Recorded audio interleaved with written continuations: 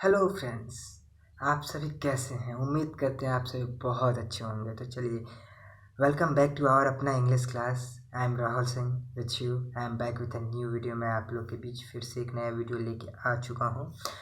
हाँ, और जिन्होंने मेरा लास्ट वीडियो देखा होगा उन्हें पता होगा मैंने लास्ट वीडियो में एक चैप्टर स्टार्ट किया था, प्रोनाउन एंड इट्स काइंड्स। तो मैंने 4 कंसेप्ट उसमें पढ़ा दी थी। प्रोनाउन के 8 कंसेप्ट होते हैं, जिसमें से 4 मैंने पढ़ा दिया था। पहला पढ़ाया था पर्सनल प्रोनाउन, सेकंड पढ़ाया था पोजेसिव प्रोनाउन, थर्ड पढ़ाया था रिफ्लेक्सिव प्रोनाउन एंड फोर्थ पढ़ाया था रिलेटिव प्रोनाउन। ओके, मैंने इसका हिंदी में भी बताया था। तो चलिए आज फिफ्थ पे चलते हैं। फिफ्थ नंबर पे क्या है तो आज देखते हैं demonstrative pronoun. What is demonstrative pronoun? Okay, निश्चयवाचक स्वर्नाम। What is the Hindi of demonstrative pronoun? निश्चयवाचक surname. Okay, then we see here what is the definition of demonstrative pronoun. Here is written, in this type of pronoun we often use the words such as this. Okay, you have to use this in this pronoun. It indicates the object that we try to describe. Okay, चलिए फिर से देखते हैं। In this type of pronoun we often use the words such as this. Okay, it indicates the object that we try to describe. चलिए हिंदी में समझते हैं इसको, बहुत ईजी हो जाएगा। कुछ ऐसे स्वरनाम जो निष्ठता को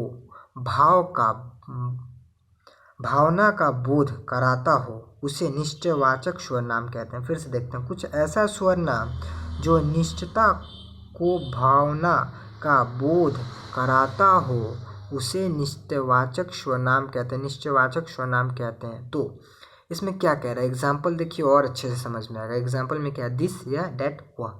दिस इज माई बुक, या मेरी किताब है। डेट इज योर पेन, वह तुम्हारी कलम है। तो इसमें ये बता रहा है कि निष्ठता का भावना, जो भावना है आपका, मतलब ये इसमें बता रहा है कि तुम्हारा चीज़ है, ये मेरा चीज़ है, ये तुम्हारा सामान है, ये मेरा सामान है। इस डेमोन्स्ट्रेटिव प्रोनाउन में मतलब निश्चयवाचक स्वरनाम में यही बताता है कि तुम दिस और डैट करके ही इसमें आप बना सकते हैं। और ये आपका सामान है, इसमें मेरा सामान, this is my pen, this is your pen, that is your house, this is my house. ऐसे ये बताता है कि ये तुम्हारा सामान है और ये मेरा सामान है, मतलब ये तुम्हारा चीज़ है और ये मेरा चीज़ है। बस डेमोन्स्ट्रेटिव में यही बताता है। चलिए सिक्स्थ की ओर बढ़ते हैं। 6 नंबर पे देखिए, 6 नंबर पे क्या है। 6 नंबर पे indefinite pronoun. Okay, indefinite pronoun. तो इंडेफिनिट प्रोनाउन क्या है? What is indefinite pronoun? अनिश्चयवाचक स्वरनाम। The Hindi of indefinite pronoun is अनिश्चयवाचक स्वरनाम। What is the definition of indefinite pronoun?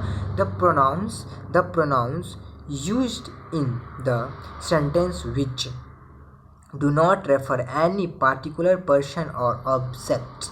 फिर से सुनते हैं। The pronouns used in the sentence which do not refer any particular person or object.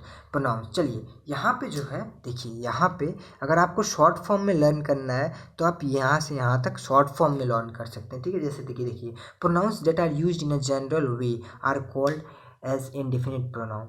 Pronouns that are used in a general way are called as indefinite pronoun. ये short way है, यहाँ से लेके यहाँ तक आप इसी वे में लर्न कर सकते हैं। तो चलिए हिंदी में जानते हैं। वैसा स्वरनाम जो अनिश्चय की स्थिति का बोध कराता हो उसे अनिश्चयवाचक स्वरनाम कहते हैं। चलिए एग्जाम्पल देखते हैं, बहुत अच्छी तरह से समझ में आया। एग्जाम्पल, एनी कोई समथिंग कुछ। ठीक है, एनी कोई समथिंग कुछ। आई नीड सम मनी, मुझे कुछ पैसा चाहिए। समवन एट द डोर, दरवाजे पे कोई है। तो इंडेफिनिट क्या चीज़ का बोध करवाता है? इंडेफिनिट बताता है कि आप, मतलब इंडेफिनिट ये कहता है या ये बताता है कि कोई या कुछ। ठीक है, जैसे आप कह रहे हैं मेरे पास कुछ खाना है, मेरे पास कुछ कपड़े हैं, या कोई बाहर गया है, कोई बाहर से आया है, तो ये चीज़ बताता है। ठीक है, कोई, एनी और समथिंग लगा के ही इंडेफिनिट बना सकते हैं। ठीक है, ये बताता क्या है कि कोई बाहर गया है, या कोई बाहर से अंदर आया है, या दरवाजे पे कोई है, या मेरे पास कुछ कपड़े हैं, या मेरे पास कुछ दवाइयाँ हैं। यही सब ये बताता है इंडेफिनिट। चलिए 7th की ओर बढ़ते हैं। 7 में क्या है देखिए। 7 में इंट्रोगेटिव प्रोनाउन। अब what is interrogative pronoun? First we know the Hindi meaning of interrogative. प्रश्नवाचक स्वरनाम। The Hindi meaning of interrogative is प्रश्नवाचक स्वर नाम. The pronoun that are used for asking questions is known as interrogative pronoun. फिर से हम लोग सुनेंगे. The pronouns that are used for asking. The pronoun that are use for asking okay questions. जो pronoun question ask करने के लिए गए इन is known as interrogative pronoun. वो इंट्रोगेटिव प्रोनाउन के नाम से जाना जाता है. चलिए हिंदी में देखते हैं. वैसा स्वर नाम जो प्रश्न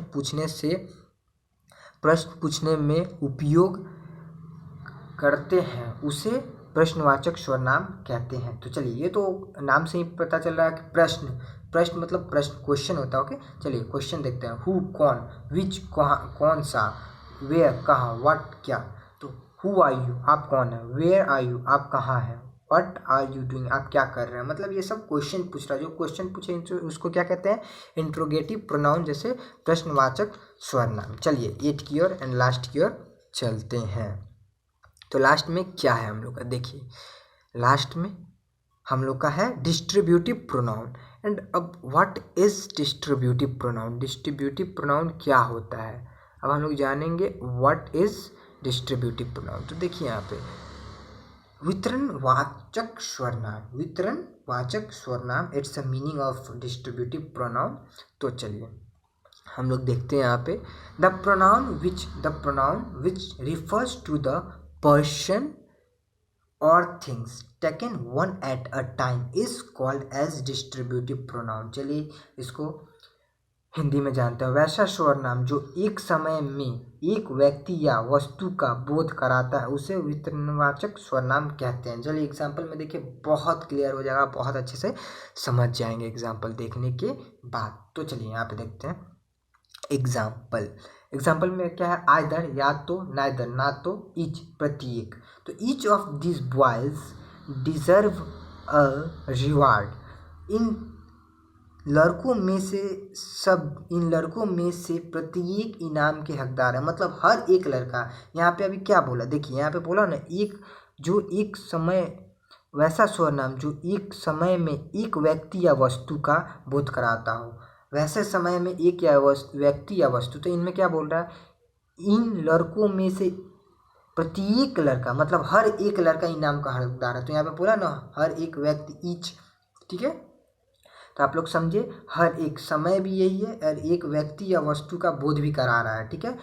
we may go either today और टुमारो. हम आज या तो कल जा सकते हैं. ये स्थान पे भी बता रहा है, थिंग्स भी बता रहा है, जाने के लिए बता रहा है. ठीक है तो ये भी बोध करा रहा है. ठीक है फिर से हम लोग थोड़ा यहाँ पे देखते हैं. वैसा स्वर नाम जो एक समय में एक व्यक्ति या वस्तु का बोध कराता हो. तो ये जो एग्जाम्पल है इसमें एक समय और एक व्यक्ति का ही बोध करा रहा है. तो इसको हम लोग क्या कहेंगे, डिस्ट्रीब्यूटिव प्रोनाउन कहेंगे. तो चलिए आज की वीडियो के लिए आज हम लोग का pronoun and it's kinds chapter complete हो गया. अगर ये वीडियो अच्छी लगी हो तो प्लीज़ लाइक ज़रूर कीजिएगा और कमेंट प्लीज़ ज़रूर करें. और जो हमारे चैनल पर नए हैं वो सब्सक्राइब ज़रूर करें.